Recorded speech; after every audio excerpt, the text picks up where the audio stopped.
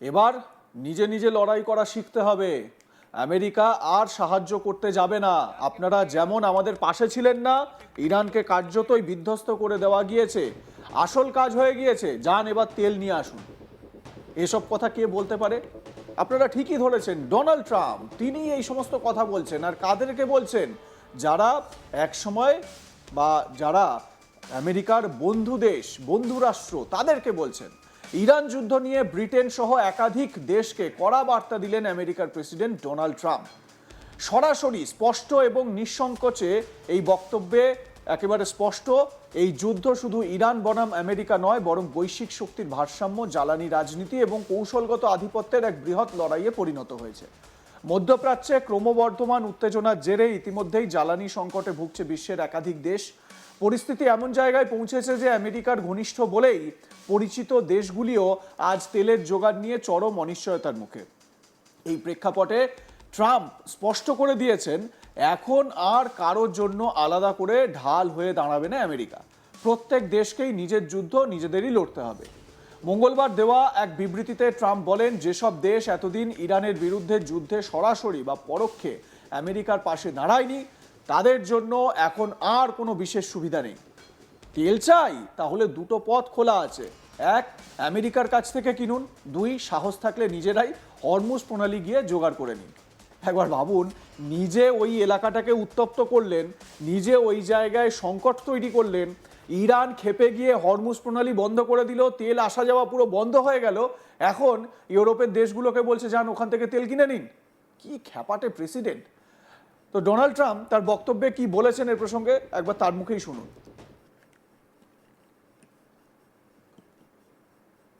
And if France or some other country wants to get oil or gas, they'll go up through the Strait and Hormuz Strait. They'll go right up there and they'll be able to fend for themselves. I think it'll be very safe, actually, but we have nothing to do with that. What happens in the Strait, we're not going to have anything to do with, because these countries, China will go up and they'll fuel up their beautiful ships and they'll leave and they'll take care of themselves. There's no reason for us to do it. We hit them hard. We got rid of a lot of the radicalized lunatics along the strait. But if they want something, but I would say that within 2 weeks, maybe 3, we're hitting them very hard. Last night we knocked out tremendous amounts of missile-making facilities. We, as you probably read or wrote, will be gone. We within knocked 2 or 3 out. weeks, is that what you mean? Excuse me. Pardon me for interrupting. The U.S. will be gone or done with the war? I think with 2 or 3 weeks. Not 3 weeks. If it is, We'll 3 leave. weeks, Because then it there's would no be reason for us to do this. Look, problem with the Strait, a guy can take a mine, drop it in the water, and say, oh, it's unsafe. It's not like you're taking out an army or you're taking out a country, or you take and drop it. Or you can take a machine gun from the shore and shoot a few bullets at a ship, or maybe an over-the-shoulder missile, small missiles.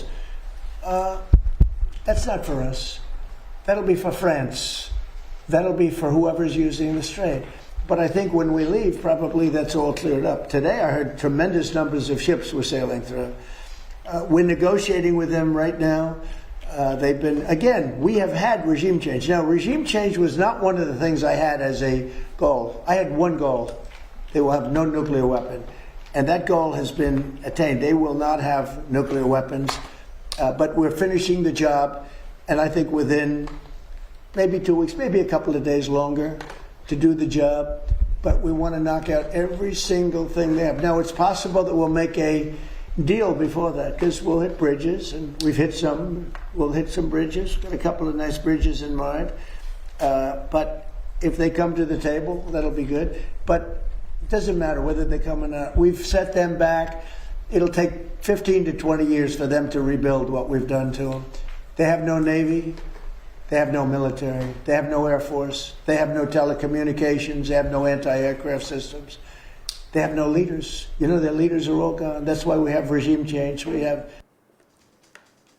এই বক্তব্যের মধ্যেই লুকিয়ে রয়েছে কৌশলগত চাপ। কারণ Hormuz প্রণালী শুধু একটি জলপথ নয়, এটি বিশ্বের তেল সরবরাহের অন্যতম গুরুত্বপূর্ণ শিরা।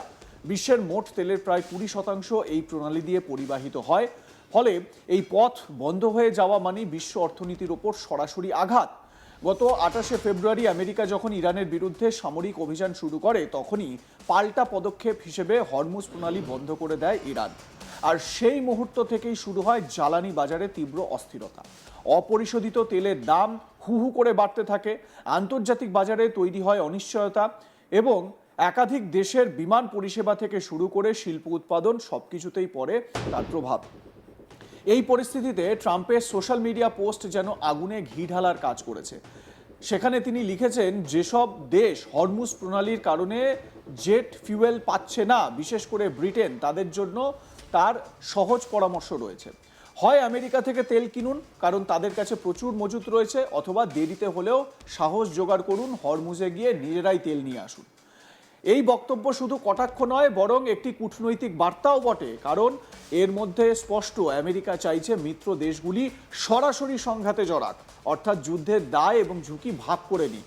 যে যুদ্ধ আমেরিকা তৈরি করেছে, যে যুদ্ধ আমেরিকা এবং ইসরায়েলের যৌথ প্রচেষ্টা বা সেই প্রচেষ্টার জেরে সারা বিশ্ব এখন ভুগছে, সেই যুদ্ধের দায় আমেরিকা এখন চাইছে তার মিত্র দেশগুলো, বিশেষ করে ইউরোপের দেশগুলো, তারা যেন সেই দায় ভাগ করে নেয়।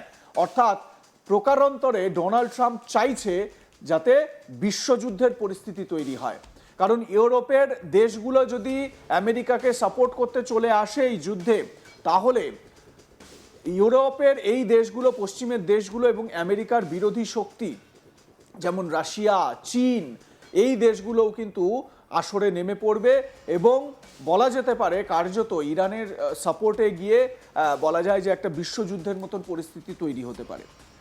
কিন্তু বাস্তব চিত্রটা ভিন্ন। ট্রাম্প ইতিমধ্যেই একাধিকবার মিত্র দেশগুলোকে আহ্বান জানিয়েছেন হরমুজ প্রণালীতে যুদ্ধজাহাজ মোতায়েন করতে, যাতে সেই পথ সুরক্ষিত রাখা যায়, কিন্তু বেশিরভাগ দেশই সেই আহ্বানে সাড়া দেয়নি। ফলে আমেরিকা কার্যত একাই এই যুদ্ধে নেমে পড়েছে। অন্তত ট্রাম্পের বক্তব্যে সেই অভিযোগই বারবার উঠে আসছে। এই প্রেক্ষাপটে ট্রাম্পের বক্তব্য আরও কঠোর হয়ে উঠেছে। তিনি স্পষ্ট ভাষায় বলেছেন, তোমাদের নিজেদের জন্য লড়াই করতে শিখতে হবে। আমেরিকা সবসময় সাহায্য করতে আসবে না, কারণ তোমরাও আমাদের পাশে দাঁড়াওনি। অন্যদিকে ইরানও পাল্টা চাপ বাড়াতে শুরু করেছে।